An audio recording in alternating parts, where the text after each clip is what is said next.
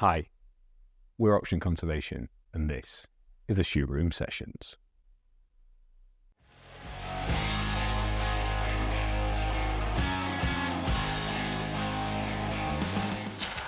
And you're writing more books than me. So it's very salutary visit I'm having. Well, your book has sat on my shelf before we even started, so I think there's a fascinating story that's to be had there.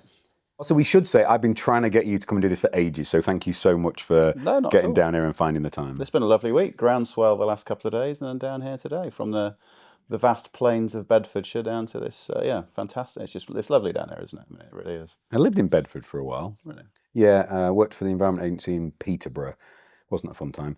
And Brampton, actually, at that point. So lived there about 18 months. It's quite a hermit existence. My wife was still finishing wife was finishing uni at the time, and we lived apart. So I was gym in the morning, would work in the day, gym at night, repeat, and see her at weekends. So I didn't see a lot of Bedford, but yeah. Well, Peterborough is soon to be underwater, so that will erase all of those negative memories, perhaps. Wash it away. We should probably start by you telling people who you are and what you do. Yeah, I'm Joe Stanley. So I am a farmer. I mean, that's how I think of myself as a farmer. I raised and grew up on a family farm, mixed arable livestock, so dairy, intensive dairy unit, suckler beef, pedigree English Longhorns, and arable, and that's where I grew up, and then where I spent about 12 years full-time farming, sort of as part of that family farm, before going to the GWCT Game and Wildlife Conservation Trust Allerton project about 4 years ago. Also do a lot of stuff for the NFU, National Farmers Union. So I sit on their National Council. I'm their environment representative for the Midlands region, and do bits and pieces of writing on the side as well around, farming, countryside issues and that sort of thing. So I never wanted to be a farmer. My plan was to definitely not be a farmer. Tried to do other things that weren't farming, but then in fairly short order got sucked back into it, and here I am now today.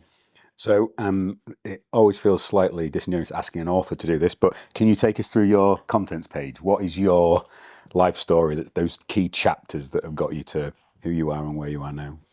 That's an interesting question. So, well, interesting to me. Hopefully it's interesting to anyone else. So you're going to feel, because we're all very English and British, we feel a need to rush through this because we think people don't want to know. These are the bits people want to know. They like the story, they like the person, and it just provides such a wonderful contextualization for why you think what you do about some of the topics we'll discuss. So don't rush it. Take your time. Grew up on a family farm, mixed family farm, pretty standard upbringing. But then my first full year on the, if you like, when I was 16, you're allowed to drive a tractor on the road from the age of 16. So you get thrown in at the very much at the deep end. And when that question came, we're going out to do this, Joe, you've got to come with us. Were you jumping? Yeah, I can't wait to go. Or was it, I don't want to go do that? Yeah, no, I was really excited until the point where then I actually sort of hit the reality of a 16-year-old, very sheltered, very introspective, nervous 16-year-old getting thrown on a tractor, and then having to go and mix it with much older men. Just driving around, lots of blue language, lots of rushing around, lots of shouting, lots of pressure.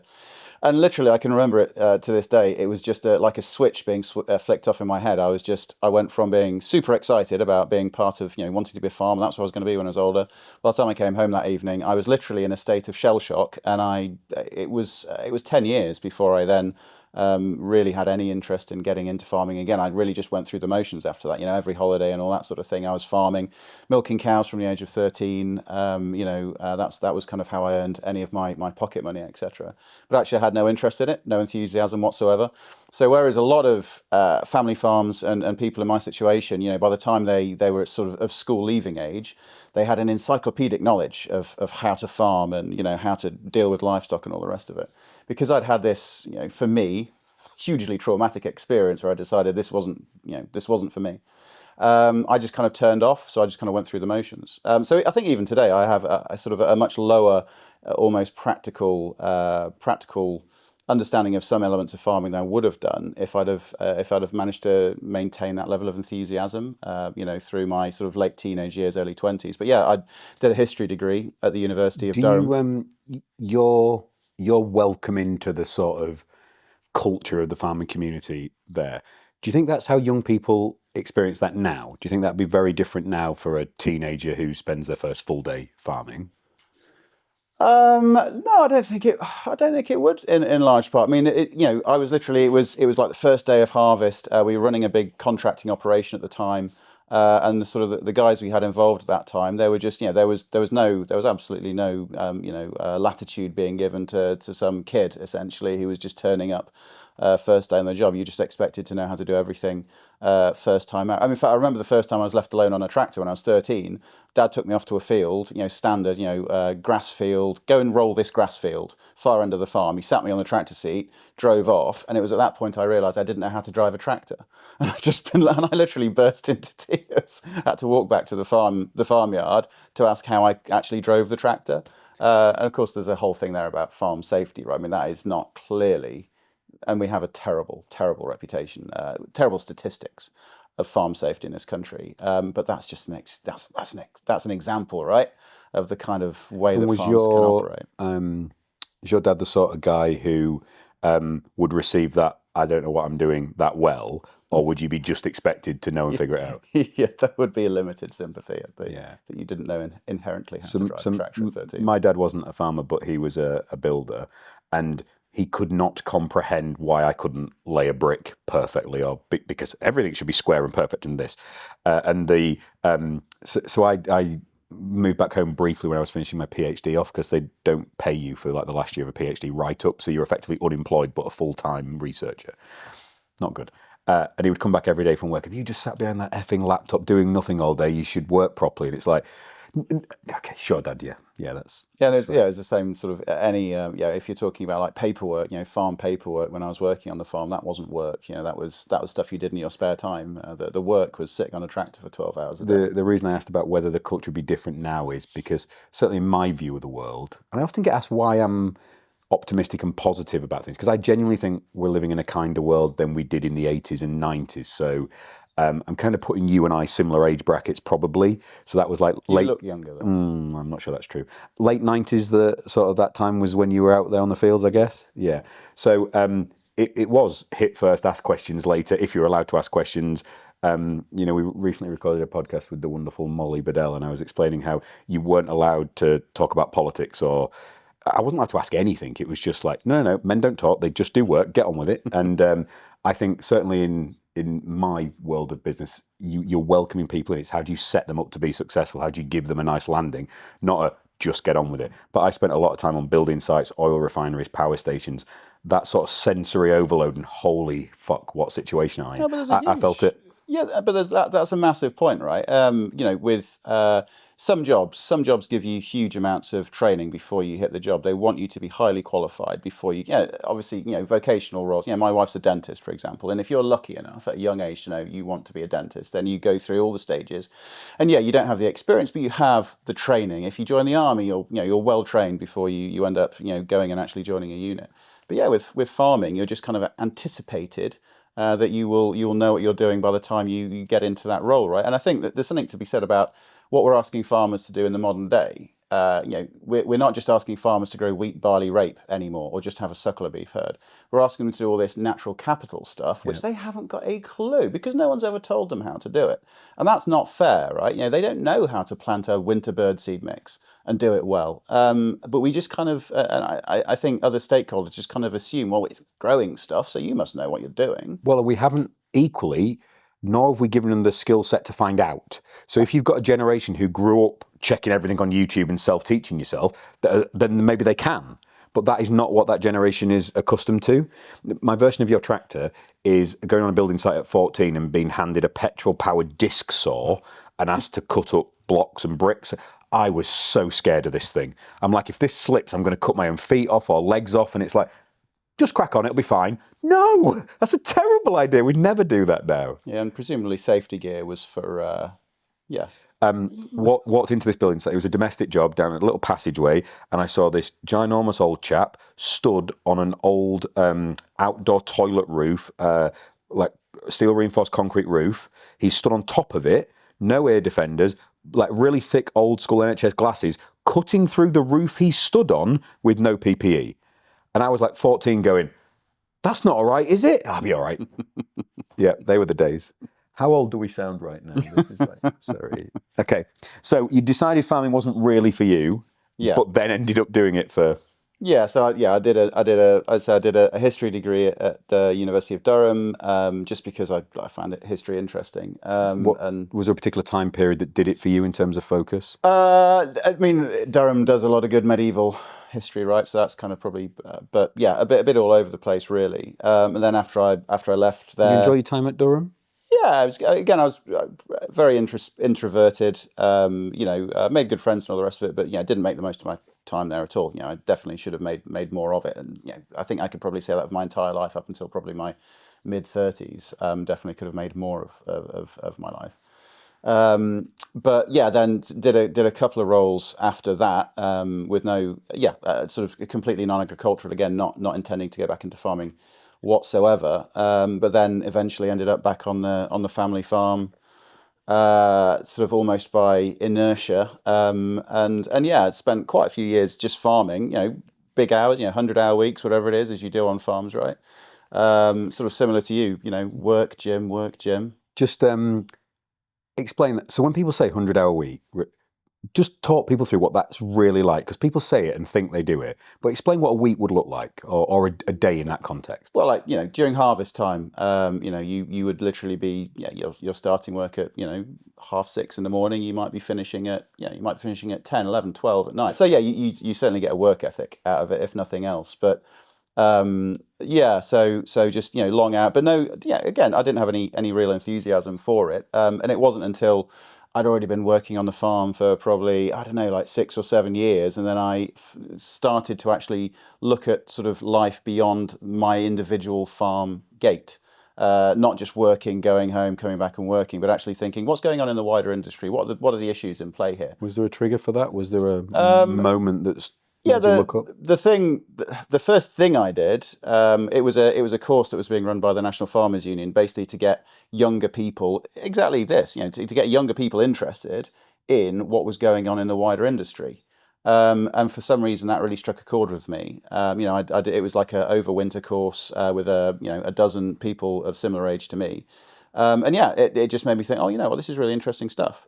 After that, sort of for the last eight or so years, I've tried to do everything I can to kind of expand my horizons, and my opinions have changed a lot in that time around what good looks like in terms of the farm landscape. Of course, as has a lot of the industry in terms of what good looks like, and that's changing all the time, right?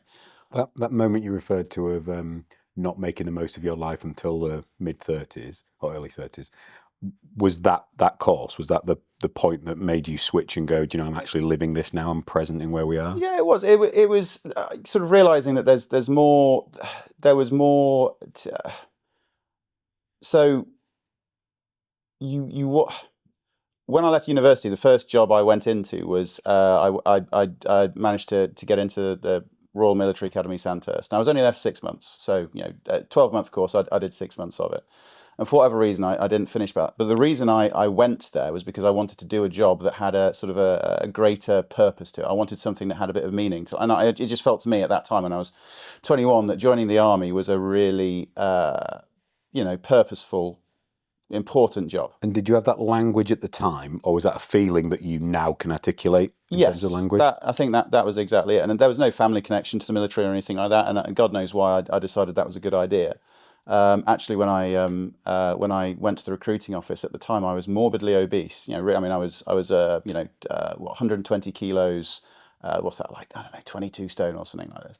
And I obviously got very short shrift from the recruiting team, but managed to get in and got in and sort of really turned my life around at that point. And I went from being really introverted and nervous and shy, and really overweight to, I'm getting back that way now, but I've got 2 kids, so I've got an excuse, right? To sort of turning that sort of side of my personality around. But then that kind of went into abeyance for that first big long period at the farm. until something clicked again. And today, what we're doing within the food and farming sector, what the work I do at the Allerton Project, I find a huge amount of satisfaction in that, because it's important. What we're trying to do is we're trying to save the world, right? That's what we're trying to do. That's what we're all trying to do in this kind of natural capital, sustainable farming space. And I think that's just a really important thing for us to be working on. That phrase, I think, divides people a bit. That save the world. Some people find it grandiose and almost dismiss it and find it arrogant. Others find it exciting and inspiring. Where do you sit on that spectrum of how you feel about that phrase? I'm sure a lot of people find me very irritating for all number of reasons, Rich. And you're right. I say it tongue in cheek. Look, but I feel it's a phrase I use on ministers, MPs, civil servants. Whenever I get the opportunity to talk to them, I say to them, give us £4 billion, as an industry, the farming sector, and we'll save the world for you. And I feel that there's a strong element of truth in that. Obviously, it's hyperbolic to a large extent, but there is a large element of truth in that. So many of the solutions to the problems that society faces today can be delivered by people working in our farmed landscapes, I genuinely believe that there is a strong element of truth in that. So yeah, I hope that doesn't put anybody off, but it's trying to convey that kind of, for me, genuinely, sort of a strong sense of optimism around what is possible. We know what so many of the solutions are to so many of the problems that we face. The problem is getting those people who essentially have the resources to enable us to enact them to buy into that. And look, I was at Groundswell recently on a panel, and I really I was ready to go in there with this whole, what's the government doing for us? Terrible, they've got terrible policies, and why don't they just listen to us? And ultimately, I actually felt very differently that day. And I said, look, ultimately, this is our fault. If we as an industry are not managing, between the environmental NGOs, the farming organisations and other sorts of stakeholders, if we can't get our message over, if we can't actually get policymakers to actually get, and the wider, corporate supply chain, if we can't get these people to buy into this message, that's not necessarily their fault. It's our fault for not articulating it properly, because other sectors manage to do it. The health sector finds no problem getting money.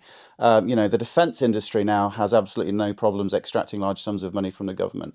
We seem to still be unable to do that, and we're clearly not articulating that message clearly enough, and that's on us. So we need to work together, and we need to work out how to get this message across, because it's a very positive message. I'm just about to release a piece on the next week, about the way the sector, in the broadest sense, treats marketing and branding. It doesn't do it, for a start, and when it does do it, so I was at London Climate Week last week, and I don't really like conferences, because it's the same people saying the same thing to each other all the time. I'm not sure it's a good use of time in terms of impact, but we actually had something to announce with an amazing partnership with Burgess Salmon. Thank you, adore you guys. And because I was down there, I'd said no to so many friends about being on panels for them. I thought, well, I'm there, I may as well do a lot while I'm there, so it's a more efficient trip. I went to a finance conference, I went into Parliament, and I went to a media conference event where they all said the same thing, which was essentially everyone who has any money is a terrible human being that should be investing more in the environment, and just yelling at them about how terrible they are without offering any form of exciting product or opportunity, without recognizing that an investment had to provide a return. And it's like, when has yelling at someone, belittling them and abusing them actually motivated them to do anything? Yet we just keep yelling and hoping it makes a difference. Whereas that's not happening. No one's yelling at people and saying, you're terrible human beings, you should give more money to the NHS.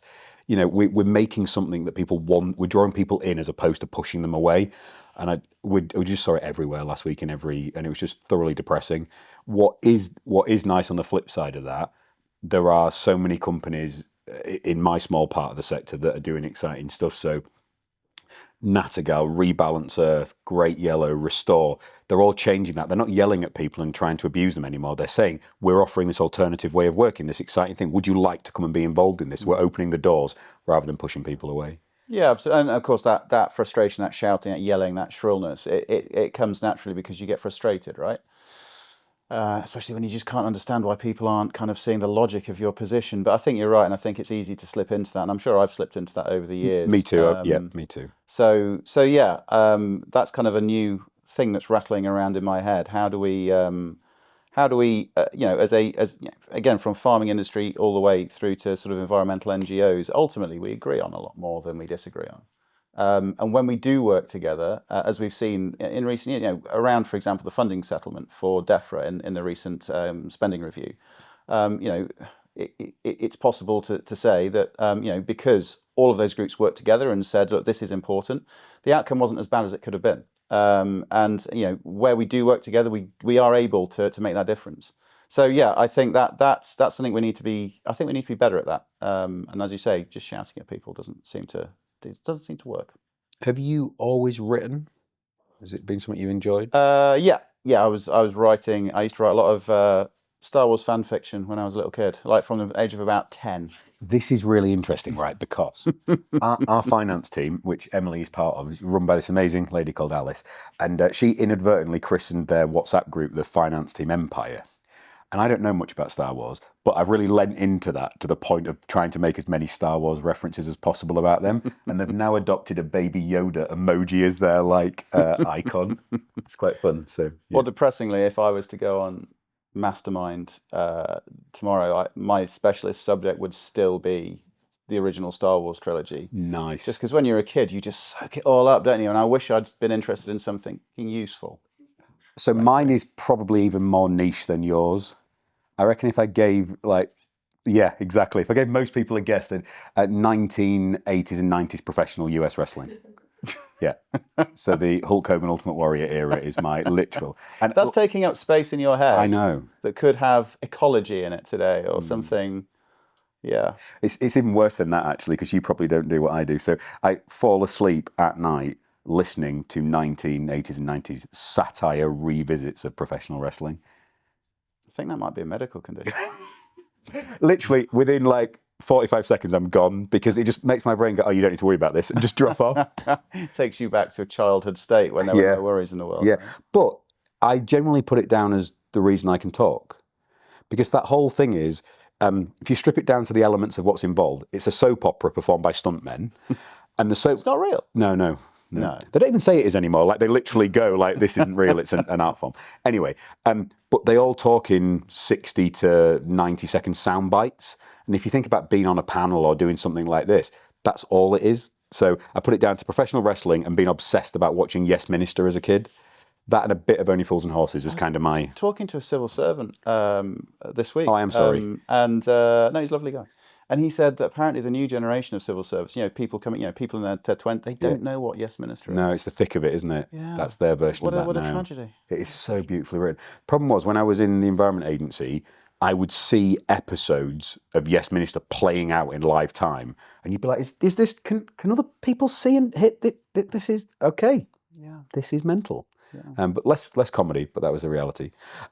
So from Star Wars fan fiction? Yeah, no. So I've always just loved writing. So yeah, I'd literally I'd write what I thought at the time were books, and then it had always been my bucket list was to write a book. I always wanted to write a book. So yeah, when I started writing, pardon? Because? I don't know. I love writing, love reading. Always have done. So having a book was like one of my must-do things in life. But I never thought I would. But then, did you care if anyone read it? Was it that you wanted people to read it, or you wanted to have it? I wanted a proper book that had been published by a proper company. And looked proper. If no one read it, then fine. But I did, that it was a huge thing for me when that happened. It was, some people, it's for me that was a big goal, personal goal achieved. Right? And was it because you described being so sort of introverted, was it your outlet? The pen and or the keyboard was in the absence of that? I don't know. I'm not sure I've ever allowed myself to try and self-analyze to that extent. God knows what would come up, right? So no, I don't know, but it was absolutely a bucket list thing to do, and I'd done some writing for Farming Press, and I've got quite a big sort of back catalogue of like written articles and columns. So I approached a publisher and said, look, I've got this idea for a book. I want to write a book all about modern farming for the non-farming reader. Just to basically help to explain to people where their food comes from, because there was a lot of good books out there about farming. A lot of it was kind of like a upland sheep farming, and that kind of James more Rebank whimsical. Like, that's not where the majority of our food comes from. The majority of our food comes from quite conventional, farming practices in the lowlands, and I wanted to write about that. It wasn't going to be a romantic, thing hinged around family. I wanted it to be informative. I'm told it's very readable, but it's not got I'm not a character in it. It's about the farming and dogs. But so yeah, that was a big thing when that came out. I was really proud of that when that did come out. And what was your process for writing that? When did you write during the day? Like, how did you think about the structuring of it, or are you just someone who naturally flows with it? Yeah, I can't plan anything. I can't plan anything. I'm literally completely disorganized. So I literally wrote a book just by sitting down and writing the first thing that came into my head into a stream of consciousness, and luckily it kind of just worked into a thing, right? I mean, it's set around. I'm sure your editor loved that. You know what? She was. I mean, she was great. She was a great editor. Great editor is worth their weight in gold twice over. Yes. They but no, it. You know what? I was really. I found it really. I'm hugely proud of myself that actually it has had really good reviews. Like, I'm really proud that people enjoy reading it. It's an easy read, like it's which is great. And again, it's just, I want people to understand more about the reality of where they're. Now, this was before I went to the Allerton Project. It's before I started talking about natural capital or nature-friendly farming, even. But it's just telling people almost what's the reality now at the the end of the 20th century. Where does your food come from? Now, the next thing is, how do we make that better?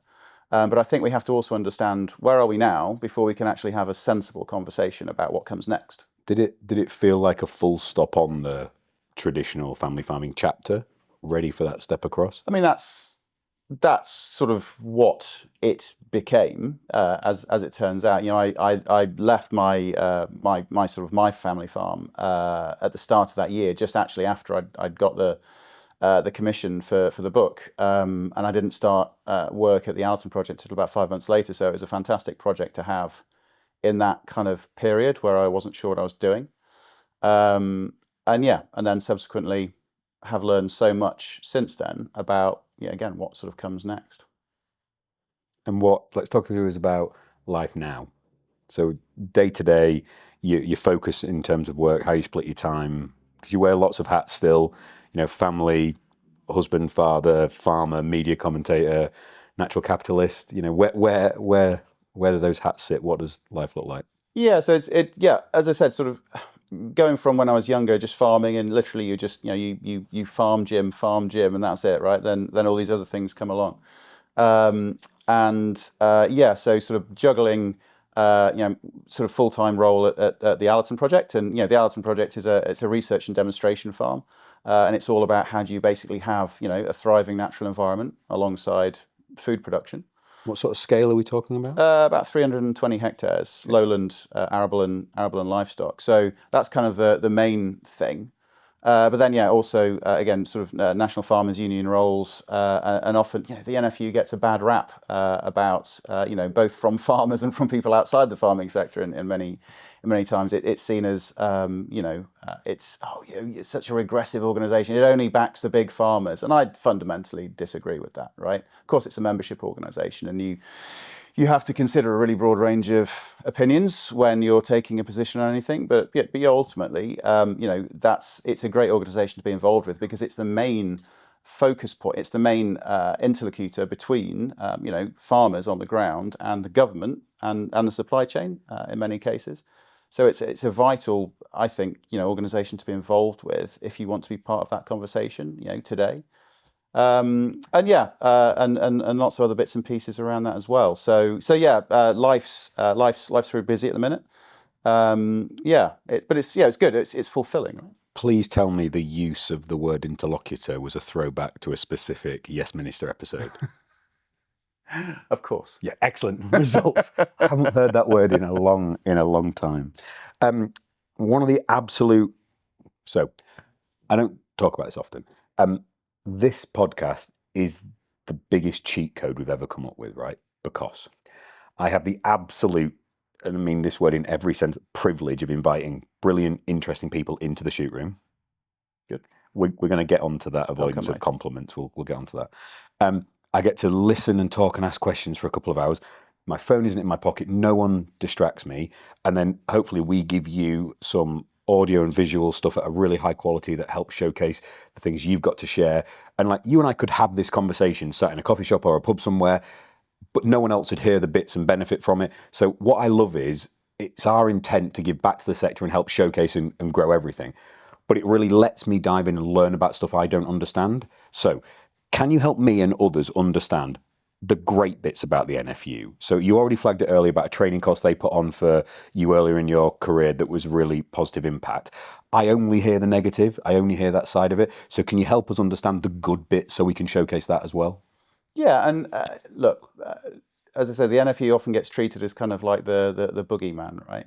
It's the blocker to progress in the countryside. And it's, again, I just fundamentally disagree with that. That there are a huge number of really talented people who work there, who are, obviously the key role of the NFU is essentially it's a lobbying organisation. It's there to talk between farmer members, about 45,000 farmers.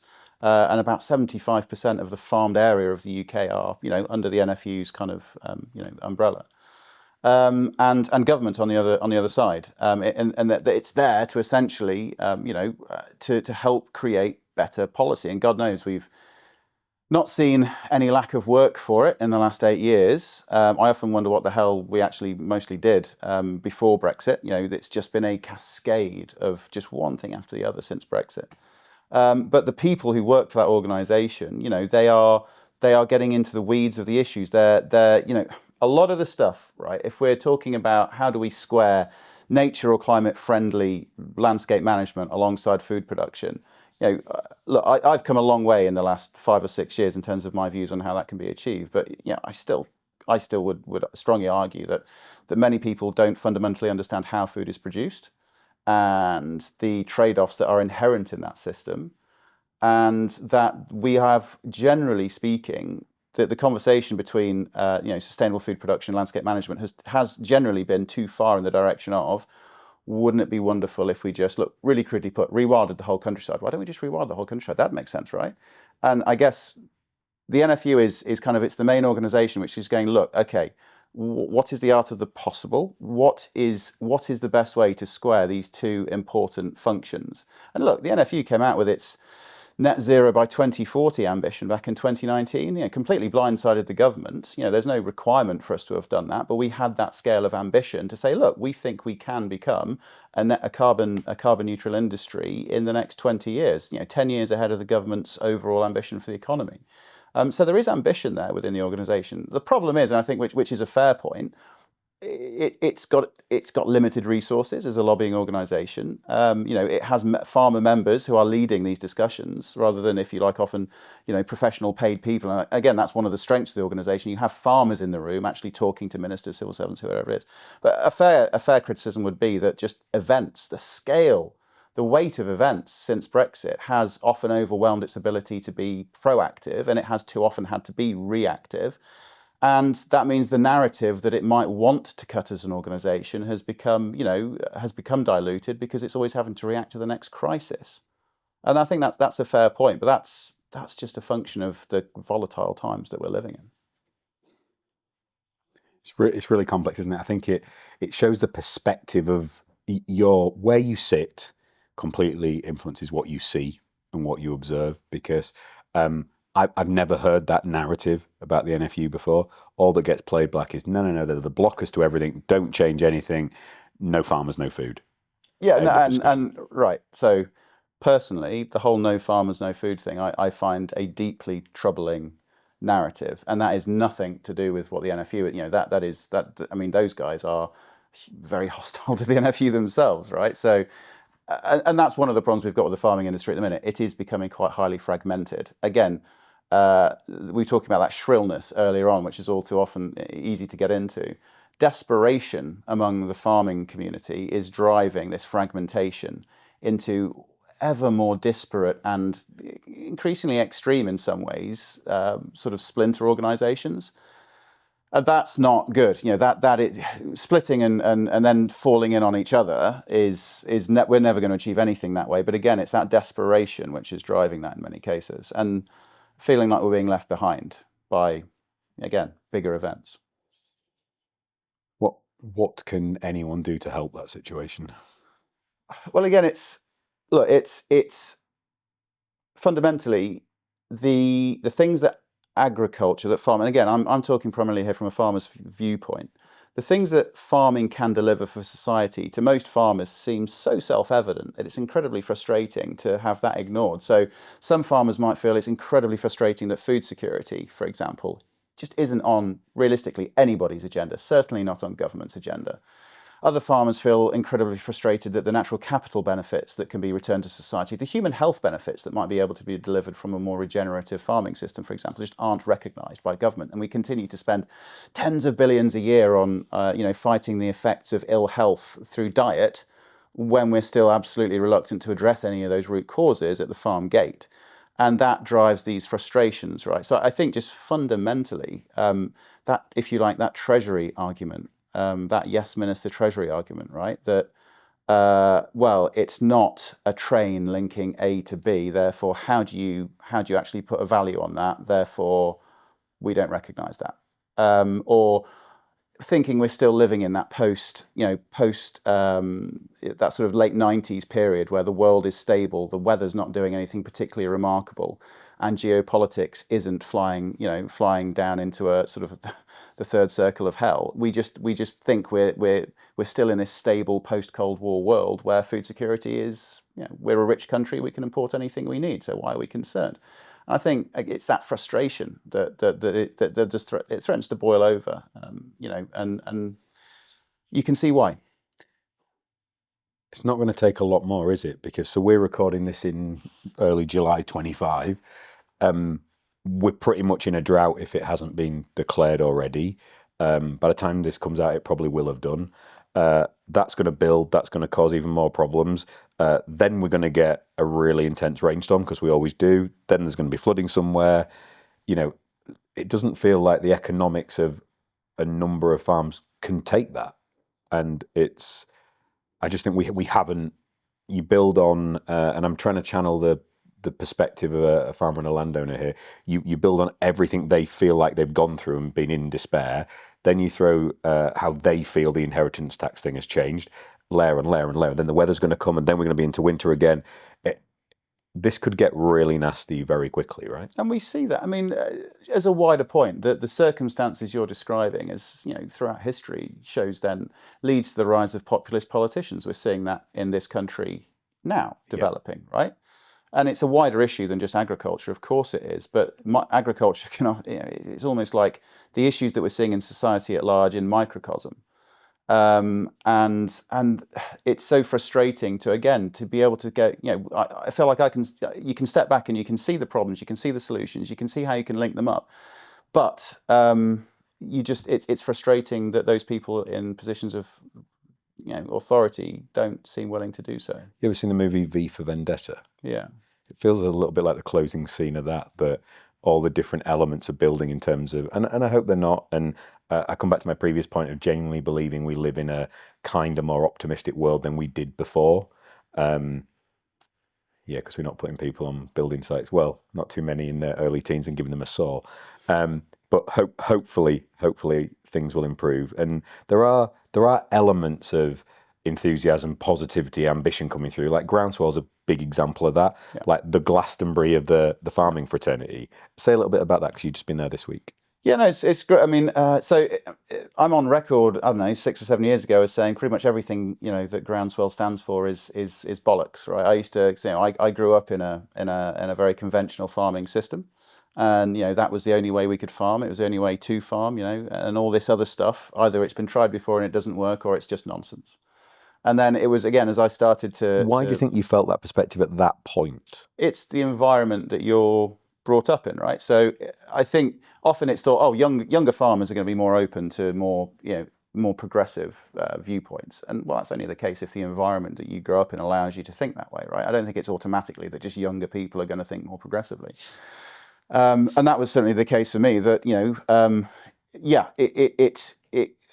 it was in spite of that sort of environment, I guess, that I started to notice things, around my farm, for example, that just didn't seem right. It's like, well, that can't be the best way, because that doesn't look like a good outcome to me. Then you start to put these things together, and but it took a long time. And sort of my reactive go-to position would always be the status quo was absolutely fine. What are we complaining about here? We've always done it that way. Yeah, we've always done it that way. Whereas, Groundswell I wouldn't have gone to 5 or 6 years ago. Whereas today, it's fantastic. It really is. It is almost writ large. It's that story that we need to get over to. Mostly, the people we need to get it over to are consumers, voters. Why do we end up with politicians taking an interest in certain positions, with the supply chain being formed in a certain way? It's mostly in response to consumer pressure, right? And if consumers and voters want something, then those guys have to follow. So, if everyone could go to Groundswell and they could sit through these really positive demonstrations and have these really positive conversations and understand the way that the food system could work, I think that would be fantastic. But Groundswell's just a bubble. It's a big bubble. And it's the same people every year with a few, we're building a little bit every year, but ultimately it feels like, because it's 15,000 people in a field, this must be a great earthquake and a big movement. But we are still, mostly just talking to ourselves. There's 120,000 farm businesses in the UK. And they're definitely not all represented at Groundswell. So, we've got a long way to go to get this sort of positive message out there, I think, still. Let's take it from Groundswell to Parliament. So we're not long into a Labour government. Lots of changes happening. Lots of conversations happening. How do you feel in terms of what the government promised manifesto-wise and what it said it would deliver to what we're actually getting on the ground? Well, prior to the manifesto being released, Labour's manifesto, Labour assiduously courted the farming vote, literally the farming vote, not even the rural vote, the farming vote. From Keir Starmer on downwards, they put a lot of effort into it. And it really made you feel like they were taking it seriously. And then the manifesto was released, and it was 87 words on farming, and the only two commitments were to re-ban neonicotinoid insecticides, well, they'd already been banned, and to stop the Biochar, which the manifesto described as highly ineffective when the data would demonstrate it's highly effective. Now, we're not going to go into that argument, but from that point onwards, I don't know where the disconnect came between whatever the political calculation was that farmers were an important part of what Labour wanted to achieve, to the manifesto launch and onwards, which was just been, again, the feeling among the majority of the farming community, I think, would be that they are going out of their way to harm the farming community. Victoria Vivian, who's the president of the Country Land and Business Association, she came out of a meeting recently with government and said that she felt like the rural economy had been selected for pain. And the CLA is not the sort of organisation which goes around kind of mouthing off. Yeah. There's quite a good reason, if they feel that way, that they're actually enunciating it. So I've been personally, personal view, very, very disappointed by what Labour has done in a farming space in the last 12 months. There has been it does feel like a high level of betrayal involved. The inheritance tax thing is obviously the totemic thing, the emblematic thing, right?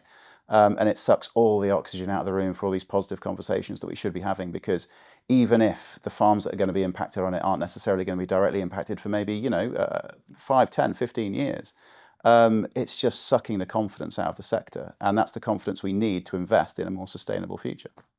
What can we do from a lobbying perspective then? In fact, is there any value in lobbying? So I'm going to give you my stated hypothesis. I don't think there is, because I think, and I'm wearing the hat of a small scaling business, not 75,000 members. 75,000 members?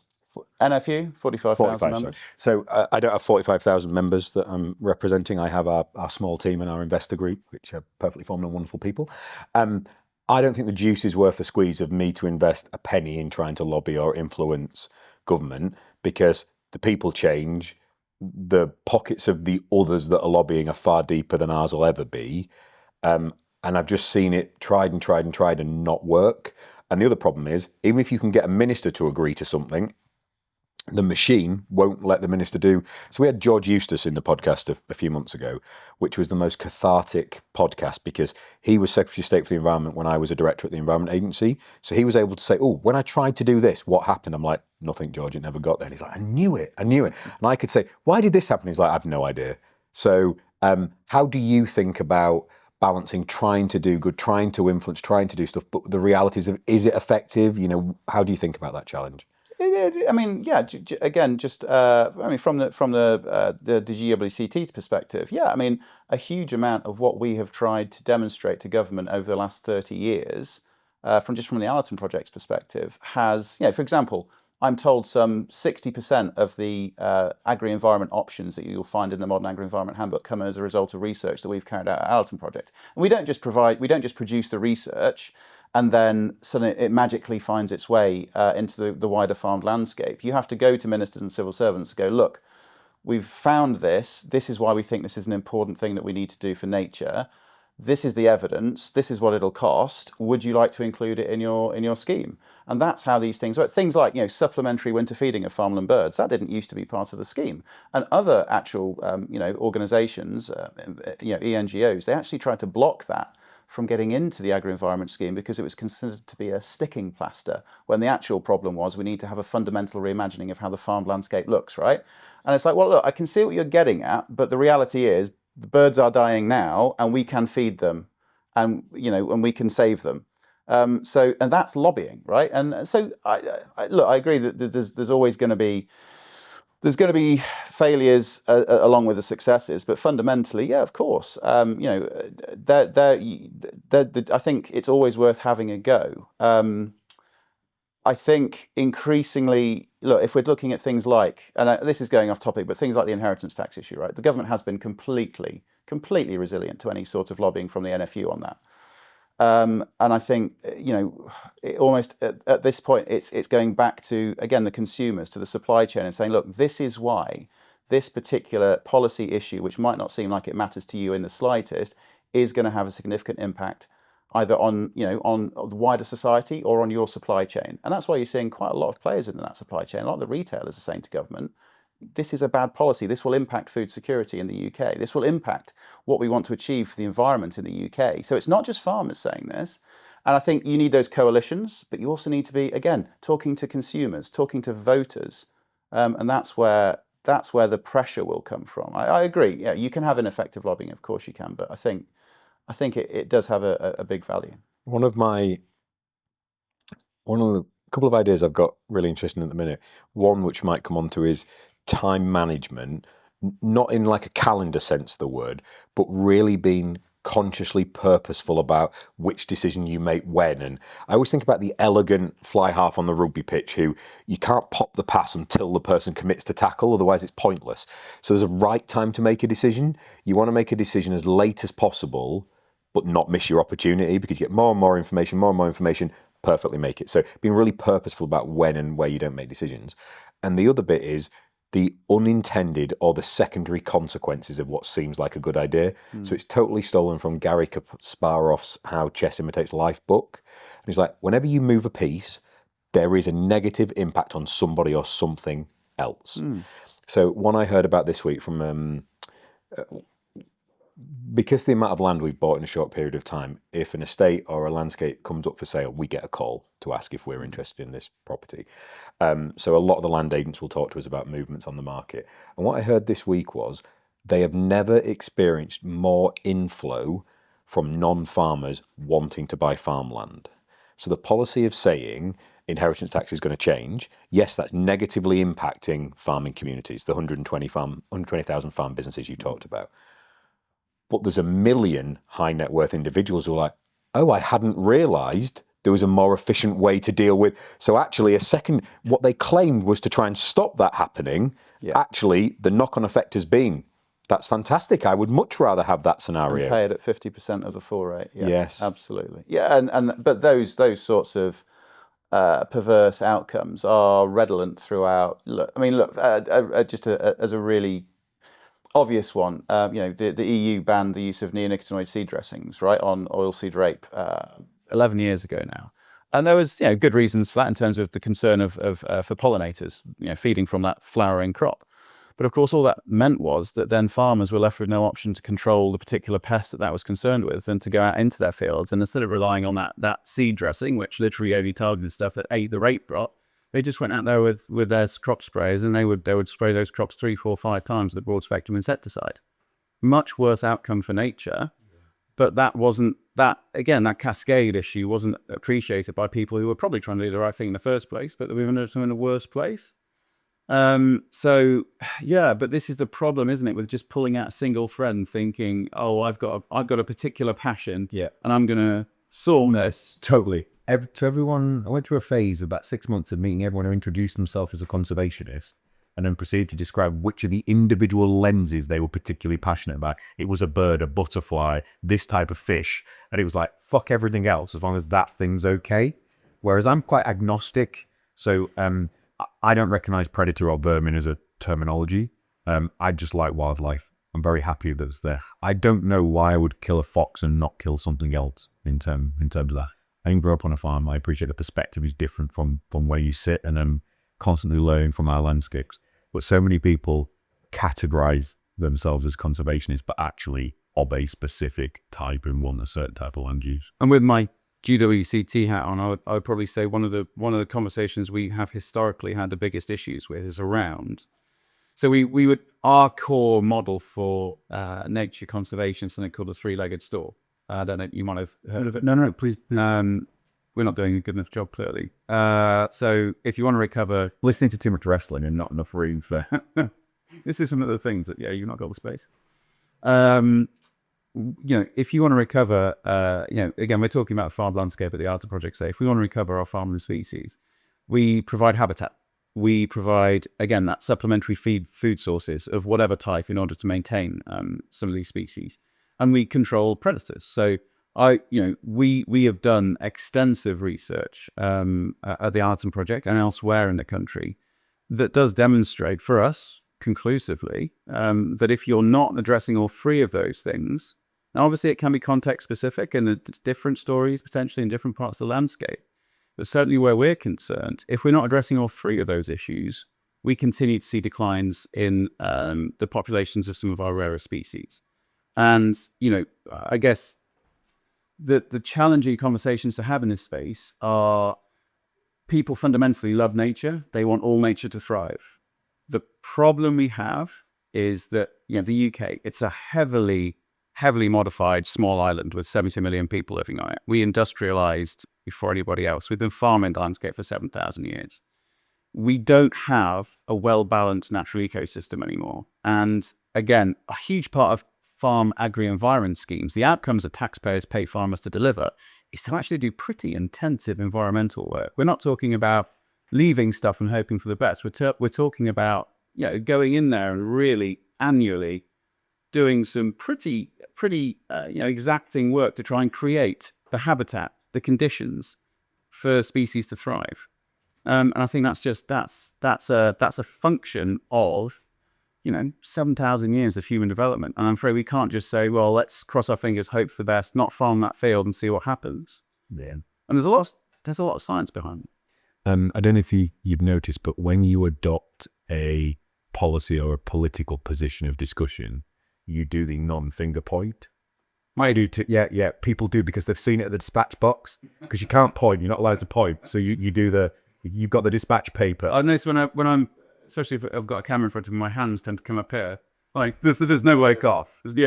I hate standing to do camera stuff like lecterns and things, which is why I like the shoebroom. I hate us. So yeah, I need to be. I'd be over there. Yeah, I'm getting shot. And what you literally just described then was one of I've got a piece that, so I write most weeks in terms of what we release and publish, and they come together like you described to form the books. And I wrote a piece about uncomfortable truths about our sector and what we do, and one of them is exactly what you just described, that we have all collectively funded and paid via policy for systematic disruption and damage to the environment. We'd made that happen. Are there other sort of inconvenieting truths that you're aware of hiding in plain sight about the sector? Things that people assume, whereas actually the reality is very different. I think there's a lot of froth around regenerative agriculture, right? I mean, a lot of farmers don't like the term anymore. They think it's got overused. It's kind of like, I was talking to a kind of, what you would think of being as a doyen of the regenerative agriculture. Who's doyen? I've never heard that. What is like a big beast. Right, okay. Big beast of the regen ag movement who didn't go to Groundswell this year because they thought it's sold out, man. You know, it's like, it's gone too commercial. But I think in the supply chain, especially when you're talking to big companies who are looking to get what they want out of a more regenerative supply chain, I think there's an awful lot of misunderstanding of how basically, if a farmer does this, this, and this, and every farmer can do this, this, and this, then this, and this happens, and therefore, job done.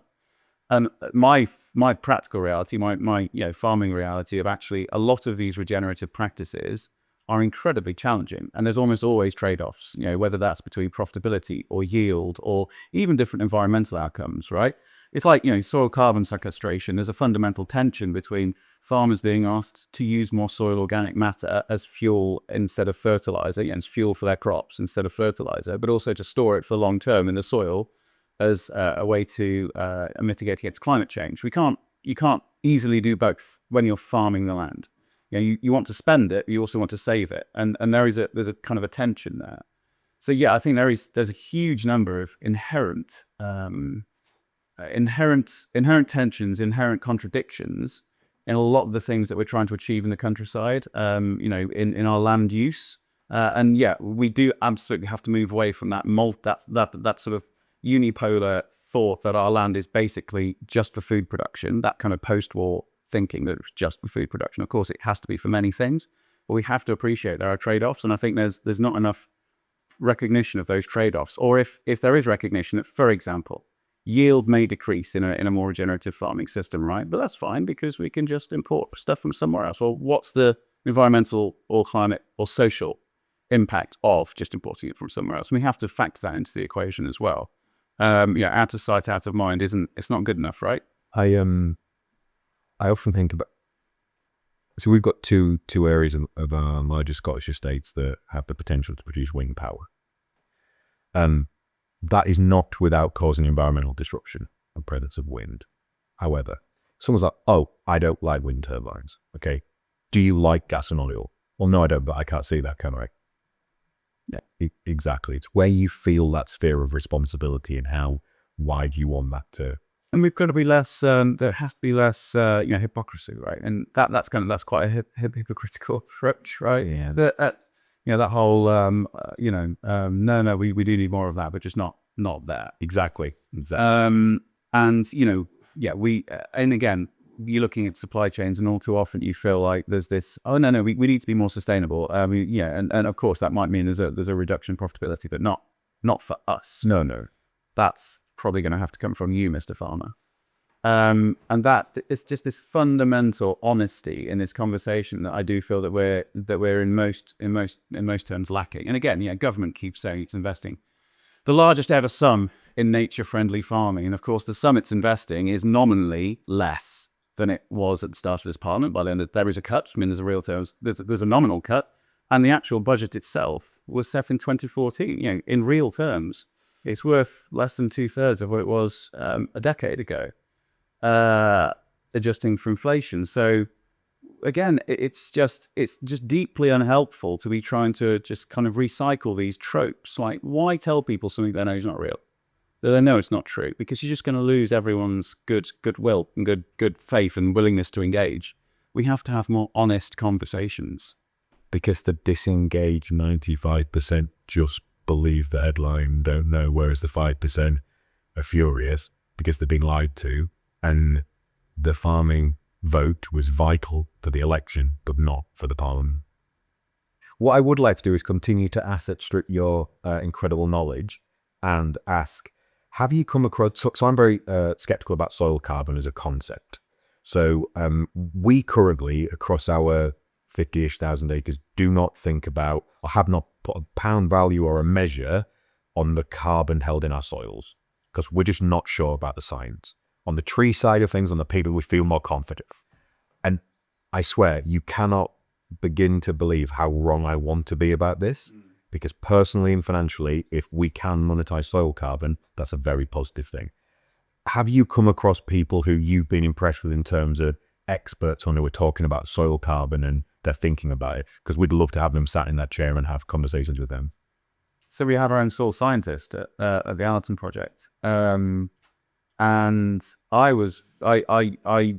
like you. I fundamentally want to be beating the drum for the potential for farmers to be able to save the world through sequestering soil carbon, but also to make money from right. And actually, soil carbon is the easiest thing that farmers could, BNG, nutrient neutrality, right? That's always going to be quite a small market focused in the discrete area. Soil carbon, everyone's got soil, so we can learn this. I think the nutrient neutrality market will extend beyond specific catchments. The costs. Who did we have in? It was a recent podcast. Someone was talking about Guy Thompson from N-Trade. Did you come across Guy? Really smart guy. He was essentially ran Natural England for a period, moved to Wessex Water and set up N-Trade, which is a natural capital services trading platform to allow farmers to bid on and deliver natural capital improvement projects, principally around nutrient neutrality. One of his challenges is nutrient neutrality can only achieve an offset in its current context. So you try to get back to zero. If you were able to thinking more holistically about land use, if you can create nutrient positive schemes in areas that don't have the necessity of the nitrate vulnerable zone, then collectively we're having a better positive impact on the environment. So you can do that in other accreditation systems at the moment. We're just not yet where anyone is buying or offering those credits. So I think actually it will go beyond. Credit to Guy. His podcast hasn't come out yet, but I thought it was a great point when we sat with him. Yeah, I mean, but it makes sense, right? Yeah.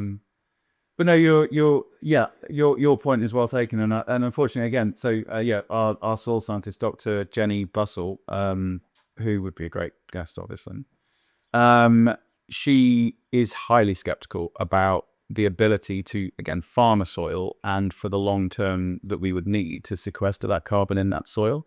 Now, of course, it's easy if you do land use change. If you put down, low intensity pasture that's grazed correctly, okay, that's different. If we're talking about commodity crops that we have to go for the horticulture, like root crops, it becomes incredibly difficult.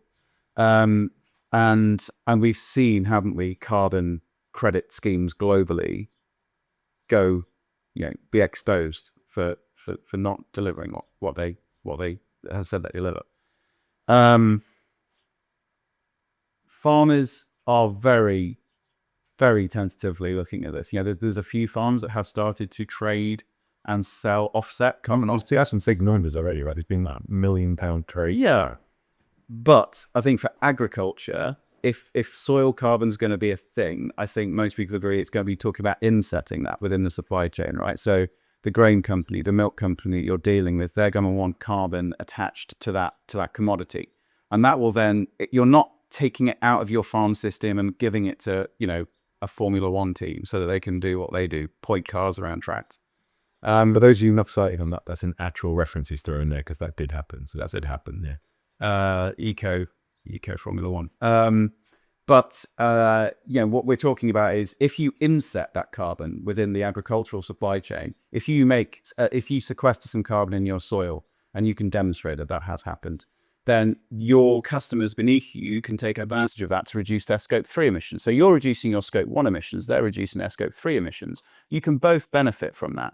You're not selling it off, you're not getting rid of it. You're keeping that still within your farm. You still get to retain the financial and the real term benefits of that. I think that's where it's going to fit into the agricultural, that's where I would like to think it's going to fit into the agricultural supply chain. Now, of course, the important thing there is farmers still have to be paid for that by the supply chain. It can't just be, we demand that a ton of wheat you sell us has to come with a ton of carbon.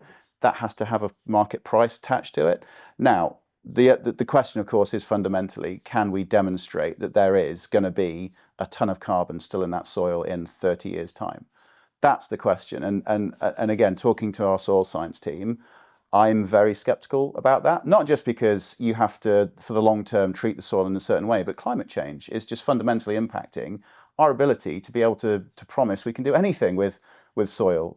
Too dry, too wet, you're going to lose carbon. You're going to lose soil. You're going to lose soil. Yeah. And of course, regenerative agricultural practices, fantastic way to try and protect that soil. But again, my learnings from the Allerton project are that even if you're trying to farm in a regenerative way, it's no guarantee that the weather isn't going to outfox you. Yeah. And still give your soils a good hammering, even with the best of intentions. That's also I don't know if you've looked at biochar much at all. Yeah. So there was a period last year where every week someone asked me to invest in a biochar project. And again, very skeptical about that. With all of these, one of my rules in life is hold strong opinions loosely and invite conversations with people who know more about you and be willing to change that view. And so my things about biochar is this takes a huge amount of energy, temperature, and heat to produce. Okay.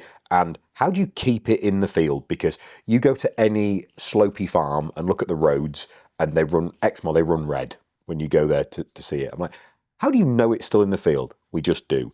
Okay, not for me, thanks, and move on. Again, I'm agnostic to solution.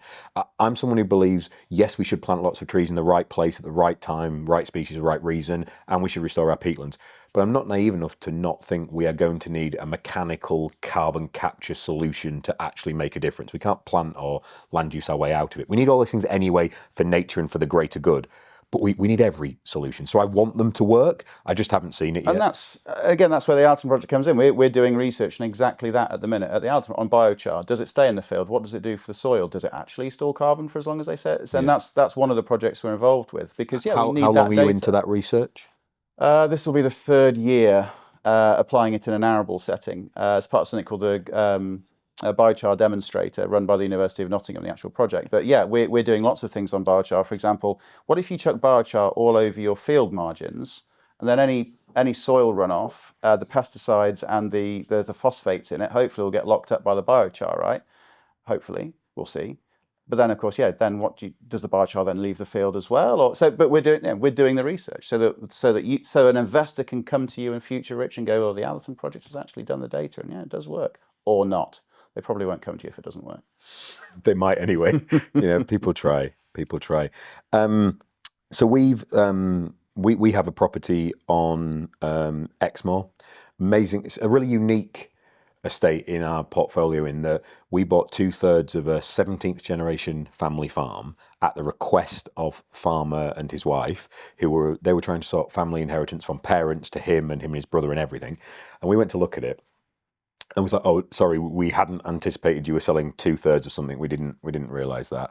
Not one for us. And then they went, no, we love your approach to things. We'd love to work with you. And I just fell in love with this family. They're amazing, forward-thinking, fantastic. And we've adopted there in partnership with. So we've put a huge area of new woodland in, connecting existing old pockets of woodland. They still farm some arable, some dairy, some beef. Sorry, and they put a silvopasture process in there as well, some nut trees in the fields as well, and that's something you're experimenting with as well. Yeah, silvopasture. So we've got kind of just more for fun. We've got an apple orchard just using local native varieties. I think 12 different just Leicestershire varieties of apple, right? Because there used to be that massive genetic diversity within our food system, right? But sort of more on the science side of things, we've got a 5-hectare silvopasture trial where basically lots of different tree densities, and we're trying to work out what's the sweet spot between still agricultural production, sheep in our case, but also as natural capital benefits you'd expect to get from a silvopasture system. And for me, the big things, looking at it with a farmer's view, are it's welfare, shade. It's bonkers when you think about it that we've got all 70% of UK agricultural land is grassland, but most of those are just empty grass fields with no trees in them. Like, shade's actually quite an important thing, But to loop back, those farmers were asked and paid to take those trees out, right? Absolutely. And that's one of those inherent things about the food system that I wish people did understand more. That farmers basically just follow the direction of policy over the decades. But secondly, it's climate resilience. Having those trees in there, again, there's a welfare issue, but also grass growth. Creating those microclimates so that the grass doesn't get burned off the second we run into one of these dry periods. If you get colder winters, you'll get more grass growth coming through at either end of that season, etc., etc. So, for me, looking at it from a farmer's perspective, whether we're talking about Silvopasture or silvo-arable. You know, I was at Stephen Briggs is an organic arable farmer in the Fens, and he's got a silvo-arable system where he can demonstrate that having these long avenues of trees, actually he gets higher yields the closer to the trees you get, having had this system established for a decade or more. And it's fantastic, right? And he's producing apples. When he's finished his harvest, he gets the apples off the trees. He's got two things going on. It's great. So for me, Silvopasture is one of those things that I would have looked at incredibly. The farm, we have about 2,000 visitors a year come to Allerton, and many of them are farmers. And one of the things I often get when they leave is you'll get these kind of older farmers will come up to you and go, oh, you know, enjoyed that, you know, really interesting. Didn't agree with all of it, especially those bloody trees, but interesting nevertheless. Silvopasture, especially in silvo-arable, they're one of the things that there's just absolutely, there just seems to be this mental block about in Britain.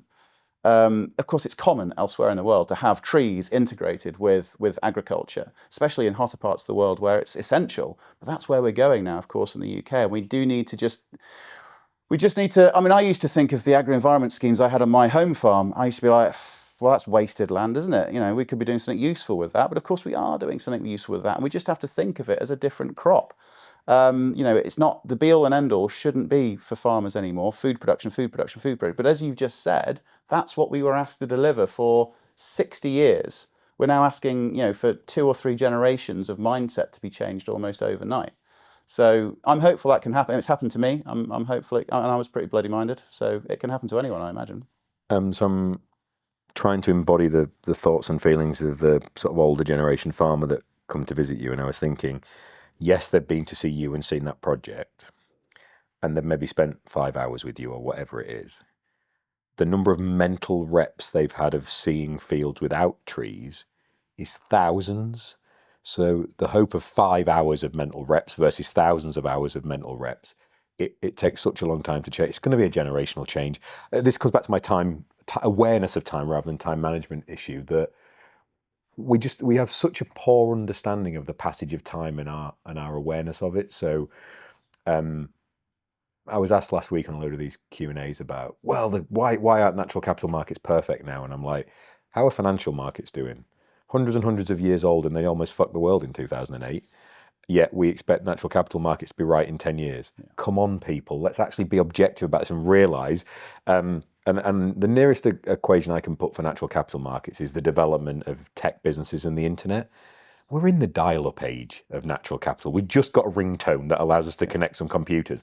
We're so far away from smartphones and everything else that's going to come. We will get there, but those bad carbon credits in parts of the world that are just developing, I mean, they're probably still better than someone doing nothing, but even if they're not perfect, they're doing something. We'll criticise the fact they're not perfect as opposed to going, well, thank you for trying a little bit. But we don't remember that Google was the 21st search engine and 20 of them failed and dropped away the wayside. That's how markets are made and formed. Do you remember Ask Jeeves? Yes, I do. Yep. Mosaic, Yahoo, all these things that... No, I think that's a really good point, really well made. And I think from a farming context, again, people, why aren't all farmers regenerative? You know, I reckon if I had to put a number on it, I'd say 50% of farmers are still barely even thinking about it, let alone doing it. In the UK even, and we're doing pretty well. But actually, if you do drive around and you know what you're looking for these days, you can see the scale of the transformation of the landscape in the last 5 years. And you know, UK agriculture is a supertanker, a really fragmented supertanker. So I'm incredibly heartened by the scale of adoption of sustainable farming practices in the last 5 years, and that's why it's such a tragedy that, you know, the government slammed shut the sustainable farming incentive earlier this year, because so many farmers were taking it up, and they hailed that as a success that they got to slam it shut. Well, no, that's the time to feed more money into the system, not to slam it shut. But of course, that's the Treasury speaking. It is, yeah. You look at, I saw an amazing graph that showed the businesses that actually grew and continued to improve during the financial crisis, and it was all the businesses that didn't cut their R&D spending. And that's the equivalent thing, right? In a world whereby we're contracting, fund the change. Yeah. Absolutely. And I've been talking to people recently from big corporates where they were looking at going public, and they've stripped the business out. They're trying to make it leaner, meaner, more profitable, so that they can just maximize value, just to do that IPO, and then they don't do it. And they've just wasted 3 or 4 years. They've cut the R&D spending. They've cut the sustainability programs, and then it's just, yeah, why do we do it to ourselves? Why can we not realize the longer term value in what we're trying to do? And of course, when we're talking about, the countryside, landscape, biodiversity, carbon, it's all long term, and we just don't work in a long term system. No. If so we're 4 years old as a business, right? So if we went 5 years ago and I said to you, in 5 years' time, you'll be sat with this random guy who's got a natural capital investment fund that put 250 million of value into conservation in the UK, and you're going to be sat on their podcast talking about that, neither of us would have believed that. And that's in 5 years. So, and I've now got the most incredible team of super talented people, 30 of them that are way better than me, that are going to take this to the next level.